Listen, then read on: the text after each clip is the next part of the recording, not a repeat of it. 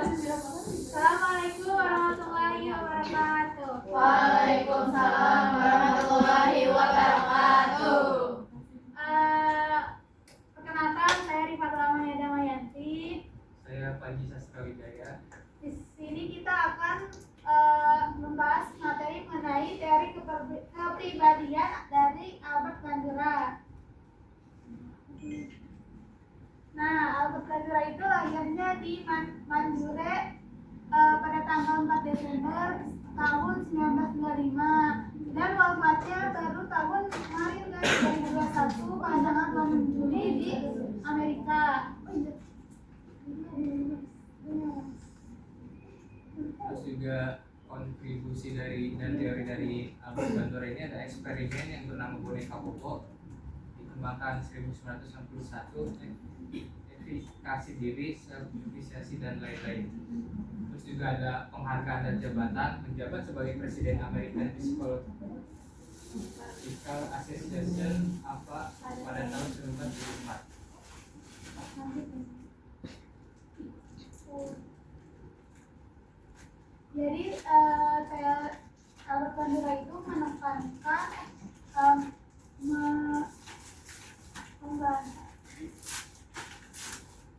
ini menggunakan teori social learning teori. Nah, Albert Bandura itu menekankan pada vicarious learning, yaitu pengalaman mengamati orang lain. Contohnya ini pengalaman mengamati orang lain. Iya, bisa nih. Contohnya itu seorang siswa melihat temannya rajin belajar dan selalu dapat nilai tinggi, lalu ia ikut meniru kebiasaan tersebut. Oh, jadi model gitu ya? Iya. Peniruan. Terus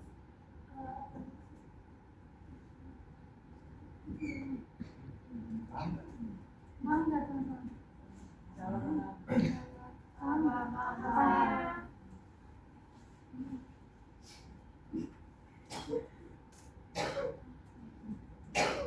Di sini ada struktur kepribadian, yaitu ada self system. Self system itu sistem dalam diri seseorang yang mengatur cara ia memandang, menilai, mengendalikan perilakunya sendiri.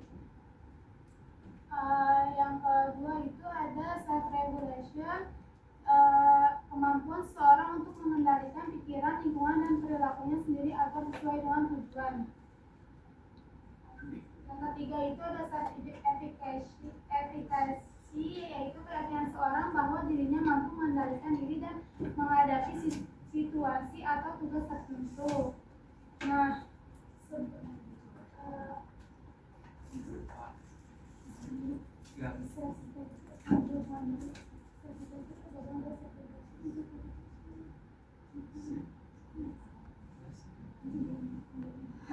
bentar ya guys.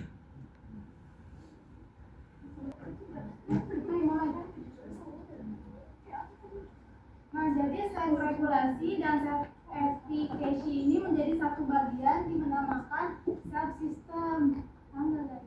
Jadi itu kayak bagian ya. Nah, jadi dari self system terbagi jadi dua, jadi dari self regulation sama self efficacy. Terus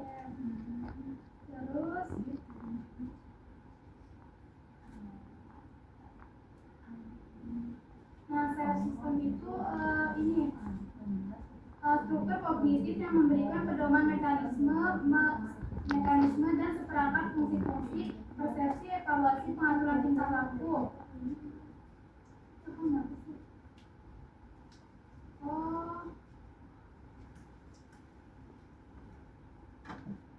Sistem itu kayak contohnya gini guys, kayak menentukan perilaku. Kayak contohnya nih, perilaku ini gue ikutin jangan ya, kayak gue berpikir dulu gitu sebelum bertindak. Kayak self control ya kalau Iya. Terus bentar.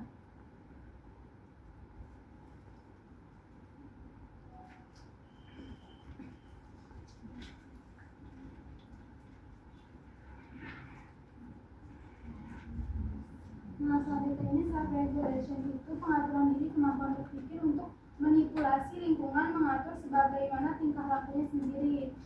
dalam artian self regulasi ini adalah pengatur untuk menentukan gue lakuin apa enggak ya ini apa sih perilaku tersebut. Misalkan contoh ada di lingkungan tersebut tuh ada yang pakai narkoba.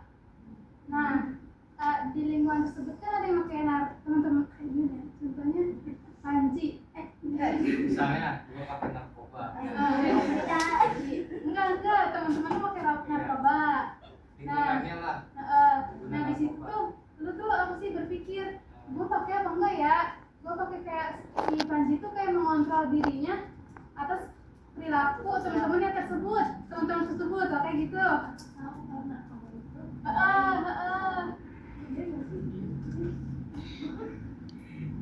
Kalau salah maafin ya.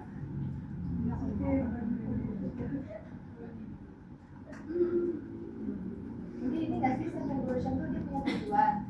Itu kan beda ya. Kalau misalkan kayak gitu sama apa kan self system. Kalau ini bedanya mungkin dia punya tujuan. Jadi dia lalu tujuan itu dia bisa mengendalikan dirinya gitu nggak sih? Iya dia kayaknya lebih ke evaluasi dia Mengontrol dirinya. enggak maksudnya dia konsisten atau enggak kalau Iya.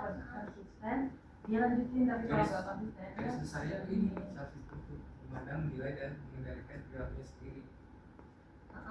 Kan kalau misalkan sama yang bawah tetap sama kan. Kalau misalkan tujuannya dihilangin yang bawah self regulationnya tetap sama kan sama yang self system di atas.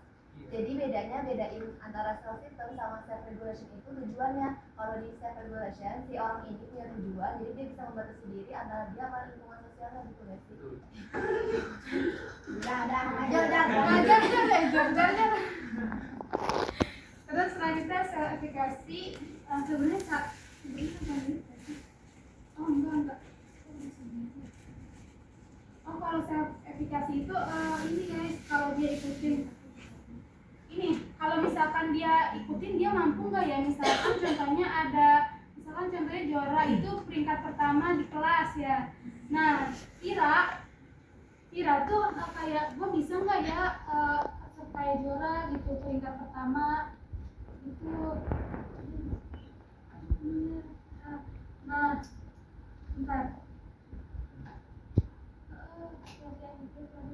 berapa besar kayaknya.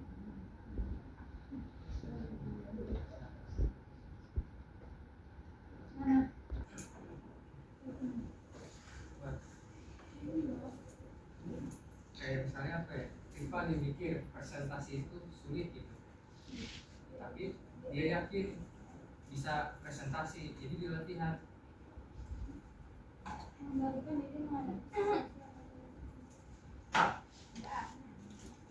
Kalau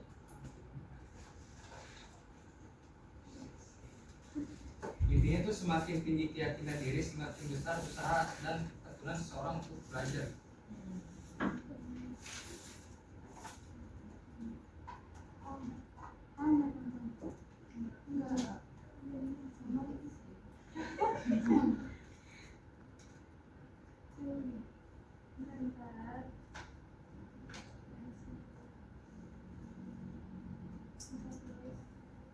Ya.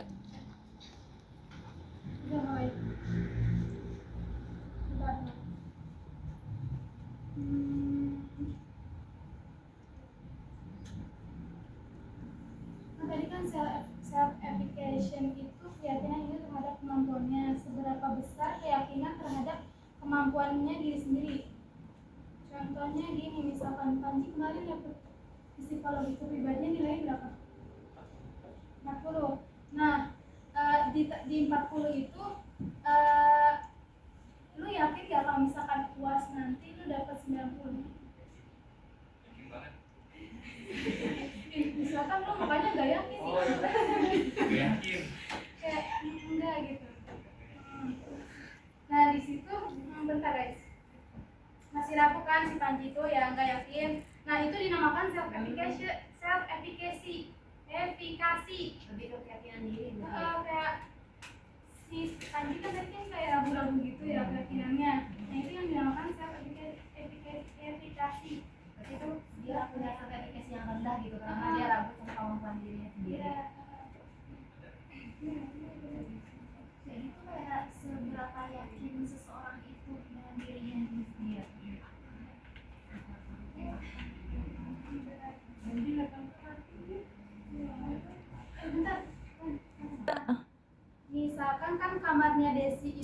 rapih ya, rapinya minta ampun, kayak wangi bunga, kembang 7 rupa lah pokoknya.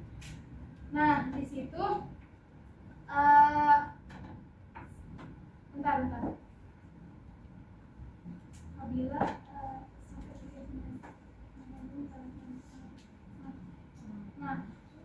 apabila apabila self efficacy, misalkan gue ngelihat kamar lu rapi banget nih gitu ya, kayak pokoknya rapi cukup gitu.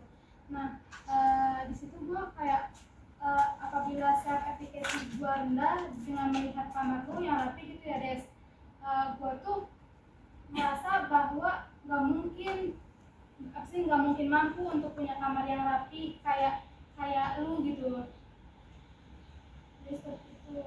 Jadi gua bakalan tetap kamar gua tuh bakal tetap berantakan, nggak akan mengikuti meskipun ada modeling di depan mata. Enggak.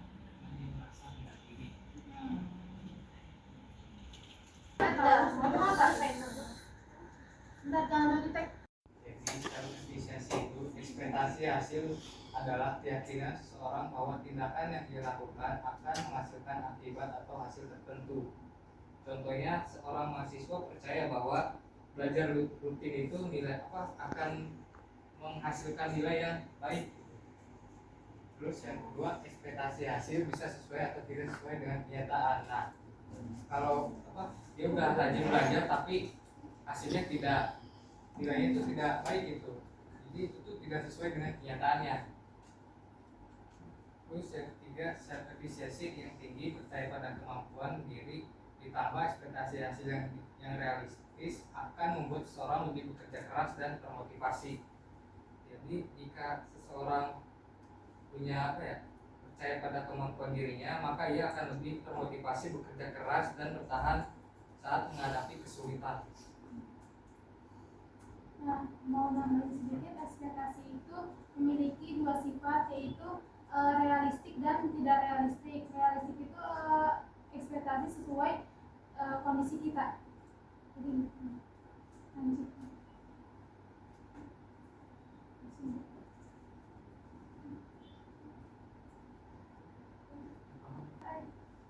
Di sini ada sumber efikasi diri. Pengalaman performansi yaitu pengalaman prestasi yang pernah dicapai seseorang di masa lalu. Terus pengalaman vicarius yaitu model sosial mengamati keberhasilan orang lain. Terus yang di sini ada persuasi verbal yaitu persuasi sosial bergantung pada rasa percaya dan sifat realistik. Nah, yang di sini ada pembangkitan emosi yaitu kondisi emosi takut, cemas, dan stres dapat mengurangi efikasi diri. Atur aja. Nah, kalau pengalaman prestasi itu contohnya kayak waktu itu seseorang pernah mendapatkan prestasi tingkat 1 di kelas. Nah, ketika dia mengerjakan soal itu kayak, wah ini soalnya udah pernah gua ini nih, kayak menurut dia tuh gampang soal tersebut gitu. Nah, kalau misalkan model sosial itu ini kayak dia melihat seseorang berhasil, ya temennya berhasil, dia yakin bahwa terus yang persuasi sosial berarti melalui kata-kata ya? Atau gimana? mengalami dengan kata-kata nasihat, peringatan yang mendengar memaksa. Terus kalau misalkan ini menambah fisik, membuat diri emosional, relaksi, menghilangkan sikap emosional dengan model simbolik, memunculkan emosi secara simbolik.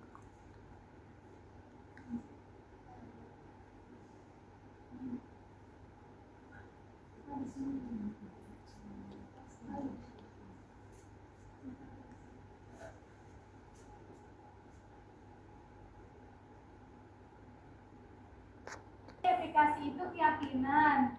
Kalau responsif itu kayak lingkungan lingkungannya tuh kalau responsif itu mendukung, kalau tidak responsif itu lingkungannya tidak mendukung. Nah jadi kalau misalkan keyakinan dia tinggi, lingkungan dia tuh mendukung bahwa atas proses yang dia akan capai. Nah prediksi hasil tingkah lakunya itu bakal sukses ataupun berhasil. Nah kayak gitu paham gak teman-teman?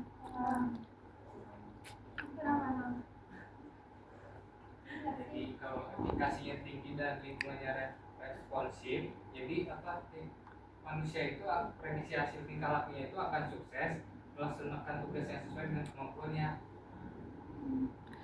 Kalau rendah, efikasinya rendah dan lingkungannya tidak responsif, maka prediksi hasil tingkah lakunya itu dia akan depresi melihat orang lain sukses pada tugas yang dianggapnya sulit.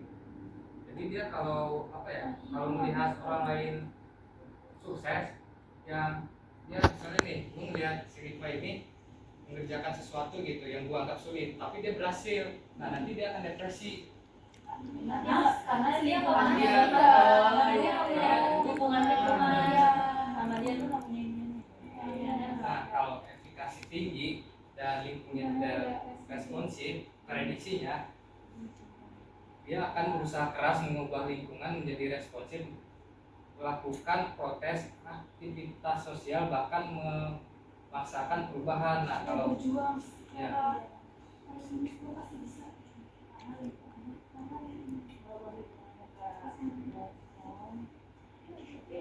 nah kalau efikasinya rendah tapi lingkungannya responsif, orang menjadi aktif, pasrah, rasa dia tidak mampu. Udahlah, aku nggak bisa kayak dia. Dia punya sebelum mencoba perasaan Padahal lingkungannya mendukung. karena dia rendah. Iya, kalau misalnya efikasinya tinggi, terus lingkungan yang nggak responsif, tapi dia akhirnya jadi malah leader gimana? Malah perilakunya malah kebalikan dari itu, berusaha keras. Berarti itu efikasinya bukan tinggi guys. Prediksi hasil yang akan didapat. Itu efikasinya tinggi, tapi lingkungannya Nggak merespon. Nah dia jadi minder. Nah dari mindernya itu justru dia bisa bikin berusaha keras gak sih? Karena dia minder. Biasanya kayak gitu. Kalau misalkan dia beneran nggak mau maju, berarti dia efikasinya rendah. Karena kalau yang dia malah berarti keyakinannya kayak dia maksudnya berarti karena tidak responsif. Iya. Lanjut. Nah di sini Mandula mengasumsikan dasar teori itu ada 5. Ya. Pertama adalah plasticity, yang kedua reciprocal model, yang ketiga agen sensitif, yang keempat self regulation, yang kelima moral agency. Nanti ada slide.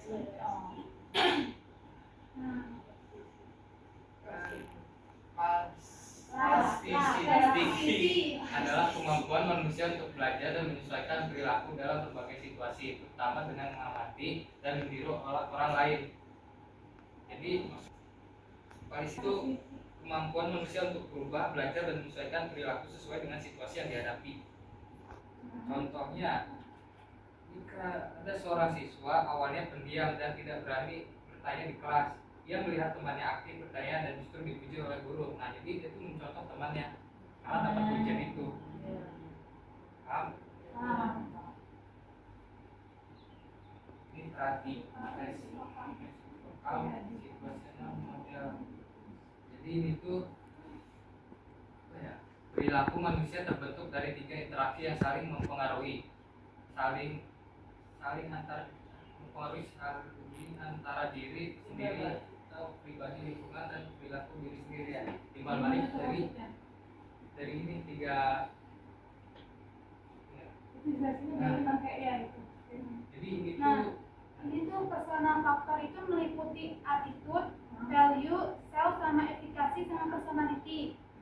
Nah kalau yang behavioral faktor itu meliputi aksi atau tindakan.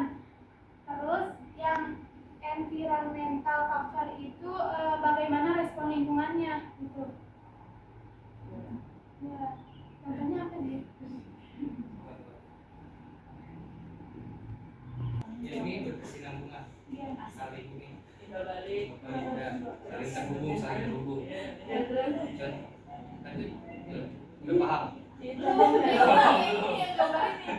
Jadi contohnya itu kayak mahasiswa itu aktif bicara di kelas. Nah, faktor personal ya, mahasiswa memiliki kepercayaan diri dan keyakinan bahwa pendapatnya penting. Nah, lingkungannya itu mendukung, dosen memberikan respon positif, temannya mendengarkan, dan suasana kelas mendukung diskusi tersebut. Nah, perilaku mahasiswa itu, mahasiswa jadi sering bertanya dan menyampaikan pendapat saat perkuliahan karena ada dorongan dari faktor personalnya dia bertanya itu karena penting, terus lingkungannya yang mendukung, terus perilaku mahasiswa yang lainnya juga jadi terbawa karena apa ya, jadi kelasnya itu jadi aktif juga gitu. Nggak paham ya? berarti harusnya bukan perilaku mahasiswa, perilaku dalam dirinya sendiri. Aku seorang mahasiswa itu. Ya kan, kalau aku sih mahasiswa. Mahasiswa bukan siapa dulu. Jadi personal mahasiswa itu orangnya. Kan personal faktornya kan kepercayaan diri, terus mentalnya itu kan dari lingkungan dosennya itu memberi respon, terus behavioralnya itu berarti perilaku dari dirinya si mahasiswa itu kan.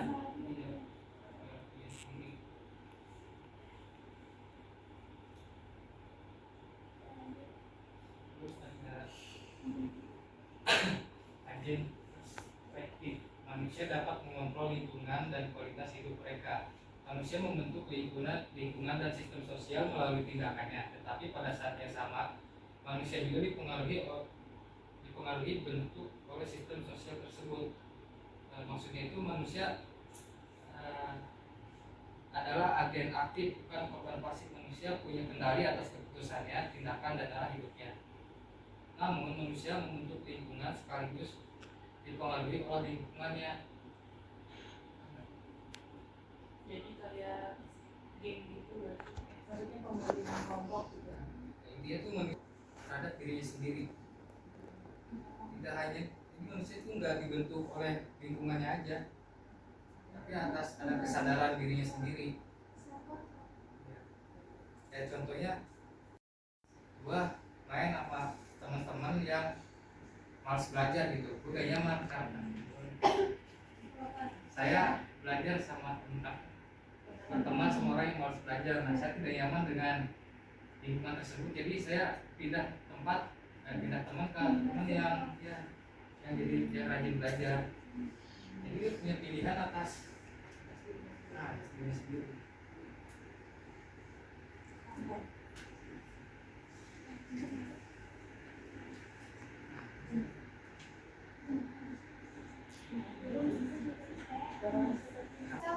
Respon. Oh berarti sih Nah, terus ini kok nggak paham. nah iya situ tuh kayak jadi si standar masyarakat tuh si self observation itu dimensi performa si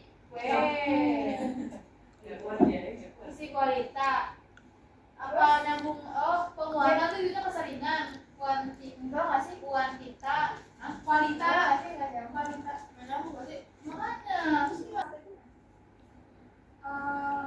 Self regulasi itu kemampuan manusia mengendalikan dan mengarahkan tindakan sendiri dengan memanfaatkan faktor dari dalam diri serta pengaruh dari luar. Jadi intinya itu manusia bisa mengatur dirinya sendiri, bukan cuma dikontrol oleh orang lain. Dia mengontrol dirinya sendiri. Contohnya tadi yang contohnya sama kayak tadi yang narkoba itu yang tadi contohnya.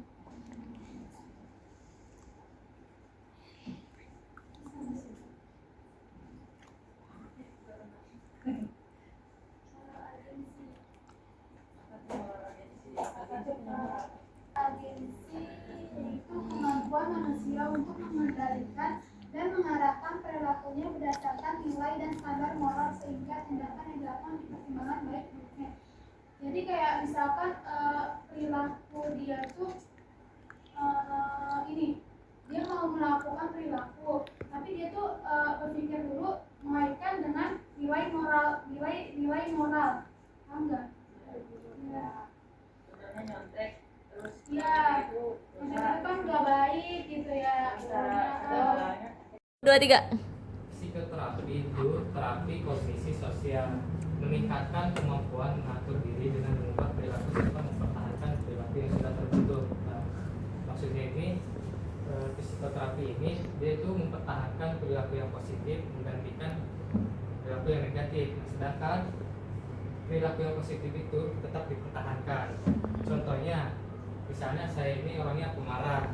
Nah, saya ingin mengubah itu melalui terapi untuk saya pengen mengubah perilaku itu caranya dengan mengamati orang lain terapinya.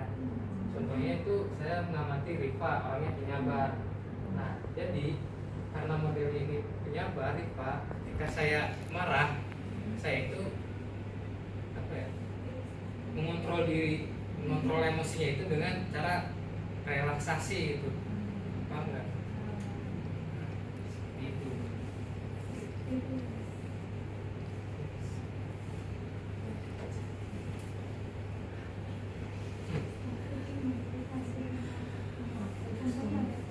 Selanjutnya ada strategi modifikasi tingkah laku. Di sini ada serious modeling. Individu dipertahankan untuk menyaksikan model yang melakukan aktivitas menakutkan sehingga secara bertahap rasa takutnya berkurang dan dia mampu meniru tindakan model tersebut. Ya, contohnya, anak kecil takut kucing, tapi diperintahkan untuk menonton atau melihat teman atau kakaknya bermain dengan kucing.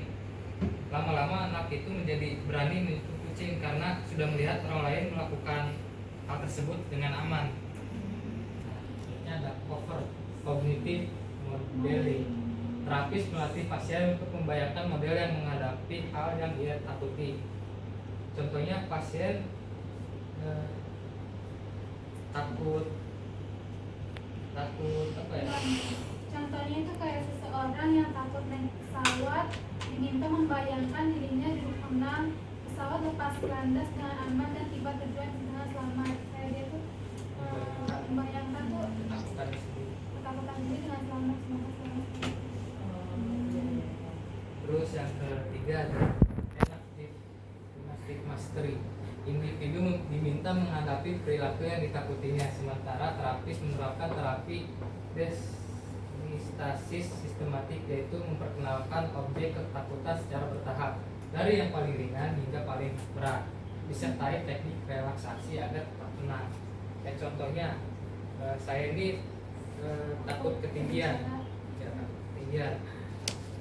Mulai berdiri dari apa ya? Berdiri di tangga. Berdiri di tangga gitu loh. Tinggian tangga dia, tangga yang apa ya? Ya, anak tangga yang satu, anak tangga kedua bertahap gitu. Tidak langsung itu sambil dia itu menerapkan ini teknik relaksasi agar tetap tenang. Jadi dia tuh jadi tenang terus berani gitu. Apa contohnya itu, saya takut nih, Rika takut berbicara di depan umum, grogi karena kondisinya nggak bagus. Nah jadi Rika tuh kayak belajar di cermin terlebih dahulu, bahkan bertahap tuh ya, belajar di cermin, terus berbicara dengan teman, habis itu ini forum berdiskusi kayak gitu, habis itu Rika tuh kayak yang tahap lagi itu presentasi di kelas kan kayak gitu.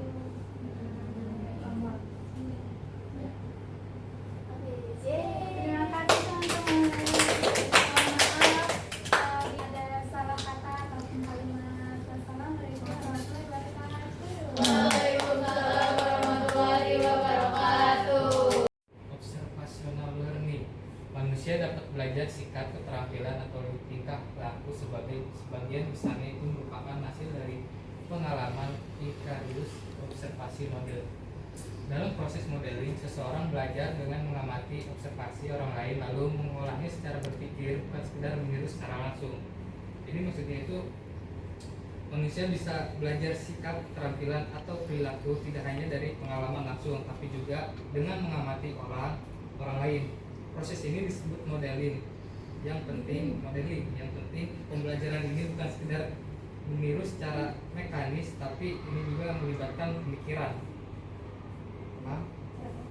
Contohnya, seorang anak menonton kakaknya mencuci piring. Nah, anak ini mengamati langkah-langkahnya, lalu mencoba melakukan hal yang sama saat diminta membantu di rumah. Paham nggak? Jadi, model semakin mirip seseorang dengan model yang dia amati, semakin besar pengaruh dan semakin mudah ia meniru atau belajar dari model tersebut. Karakteristik observer menunjukkan bahwa orang dengan percaya diri dan harga diri rendah lebih mudah meniru perilaku orang lain. Konsekuensi dari tingkah laku yang ditiru, perilaku yang diberi reward cenderung ditiru, sedangkan punishment membuat orang enggan meniru hal tersebut. Nah, karakteristik observer ini itu tuh contohnya, siswa pemalu cenderung mengikuti cara bicara temannya yang lebih percaya diri supaya diterima oleh temannya itu. Nah, kalau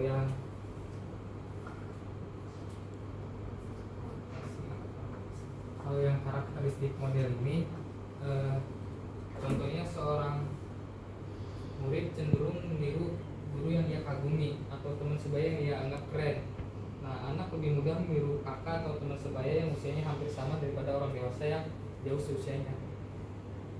Jadi kalau semakin mirip seorang dengan model yang dia amati, maka semakin mudah juga dia meniru perilaku dari modelnya itu. Ini konsekuensi. Udah paham? Nah, kalau konsekuensi diri tingkah laku ini, reward atau penghargaan itu, contohnya anak yang melihat temannya mendapat pujian karena membantu guru lebih termotivasi untuk meniru perilaku itu karena dia dapat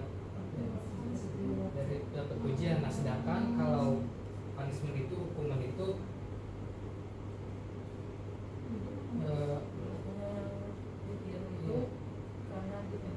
karena dapat penghargaan. Kalau ditiru karena dapat penghargaan, kalau nggak ditiru karena dapat punishment. Dapat hukuman. Ya.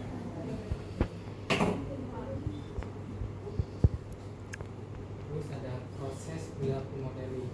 Attentional proses, individu mengembangkan kemampuan kognitif dan keterampilan perseptual agar mampu memusatkan perhatian serta memahami perilaku yang diperlihatkan oleh model.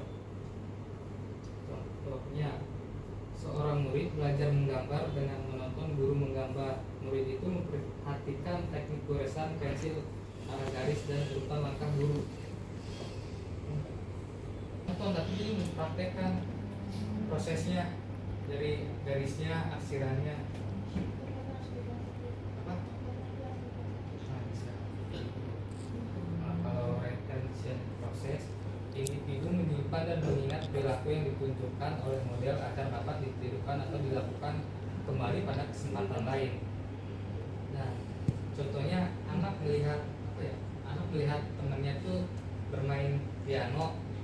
Nah, karena dia nggak punya piano di rumahnya, dia udah memperhatikan modelnya gitu, bermain piano tuh kayak gimana. Nah, kalau dia suatu saat nanti ada kesempatan bermain piano, dia akan mengingat kembali yang dia lihat itu dan dipraktekkan.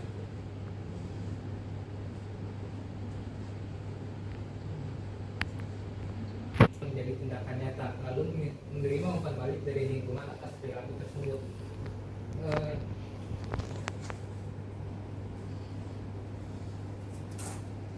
Ini itu dari pikiran ke tindakan nyata lalu diperbaiki berdasarkan respon lingkungan. Contohnya, ada seorang mahasiswa mengamati dosen presentasi dengan jelas dan sistematis, menyimpan gambaran itu secara baik itu. Terus dia setelah mengingatnya itu dipraktekkan, terus habis dipraktekkan itu kalau bagus ya dapat menerima umpan balik dari lingkungan atas perilaku tersebut. Kalau baik ya diberi pujian, ya kalau jelek ya dikritik.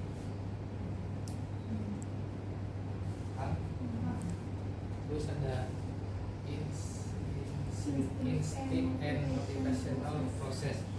Individu memiliki pemahaman bahwa perilaku yang diimitasi akan memiliki akibat tertentu sehingga mendorong terjadinya pembelajaran untuk mengulangi perilaku tersebut di kemudian hari. Maksudnya ini individu termotivasi meniru dan mengulangi perilaku karena ia memahami bahwa perilaku itu membuat akibat tertentu. Akibatnya bisa berupa reward atau hukuman. Kalau akibatnya positif, perilaku itu cenderung diulangi. Kalau negatif, perilaku itu cenderung akan ditinggalkan.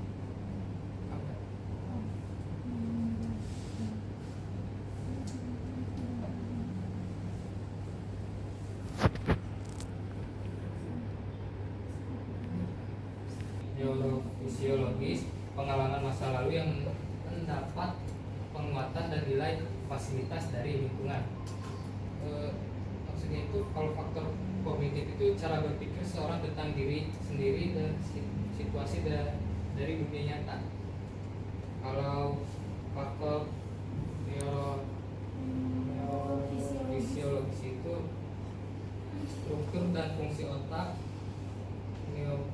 atau kondisi biologis lainnya.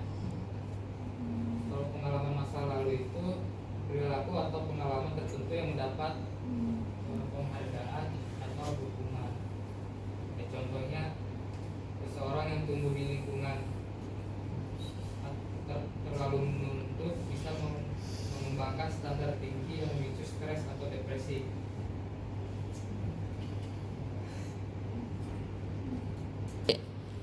Reaksi depresi ini disebabkan karena standar dan tujuan yang terlalu tinggi. Individu menjadi rentan mengalami kegagalan. Kegagalan tersebut membuat individu meremehkan. Contohnya mahasiswa yang selalu mengharapkan nilai sempurna di setiap mata kuliah selalu merasa gagal ketika ia mendapatkan nilai C meskipun nilai itu sudah cukup baik gitu. Kan kalau misalkan kalau yang nilainya nilainya jelek banget itu kan yang D ya, dapat nilai D. Nah dia tuh kayak pas dapat nilai C itu kayak depresi, kok aku dapat nilai cuma C gitu. Karena tujuannya terlalu tinggi. Usahanya terlalu tinggi, jadi depresi.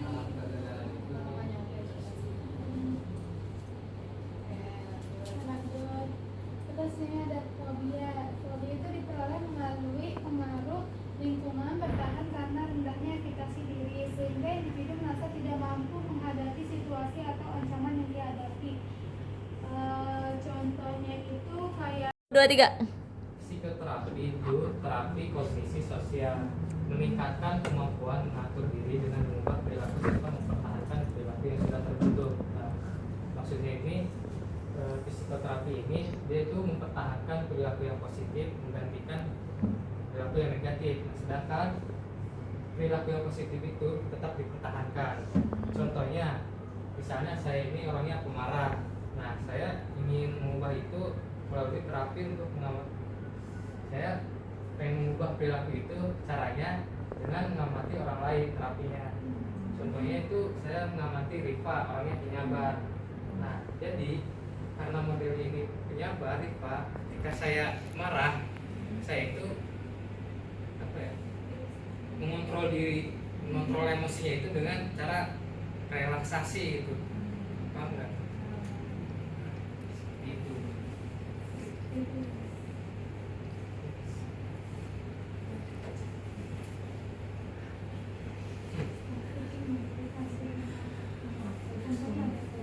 Selanjutnya ada strategi modifikasi tingkah laku. Di sini ada serius modeling. Individu dipertahankan untuk menyaksikan model yang melakukan aktivitas menakutkan sehingga secara bertahap rasa takutnya berkurang dan dia mampu meniru tindakan model tersebut. Ya, contohnya, anak kecil takut kucing, tapi diperintahkan untuk menonton atau melihat teman atau kakaknya bermain dengan kucing. Lama-lama anak itu menjadi berani menyentuh kucing karena sudah melihat orang lain melakukan hal tersebut dengan aman. contohnya ada cover cognitive modeling. Terapis melatih pasien untuk membayangkan model yang menghadapi hal yang dia takuti. Contohnya pasien takut apa ya? Contohnya itu kayak seseorang yang takut naik pesawat diminta membayangkan dirinya duduk tenang, pesawat lepas landas dengan aman dan tiba tujuan dengan selamat. Kayak dia tuh membayangkan tuh Ketakutan sendiri. ketakutan diri dengan selamat, semoga selamat. Terus yang ketiga ada enactive mastery. Individu diminta menghadapi perilaku yang ditakutinya, sementara terapis menerapkan terapi desinistasis sistematik, yaitu memperkenalkan objek ketakutan secara bertahap dari yang paling ringan hingga paling berat, disertai teknik relaksasi agar tetap tenang. Kayak contohnya saya ini takut ketinggian, ya, ketinggian. Mulai berdiri dari apa ya? Berdiri di tangga, berdiri di tangga gitu. Ketinggian tangga dia, tangga yang apa ya? Ya, anak tangga yang satu, anak tangga kedua bertahap gitu. Tidak langsung itu sambil dia itu menerapkan ini teknik relaksasi agar tetap tenang. Jadi dia tuh jadi tenang terus berani gitu. Apa contohnya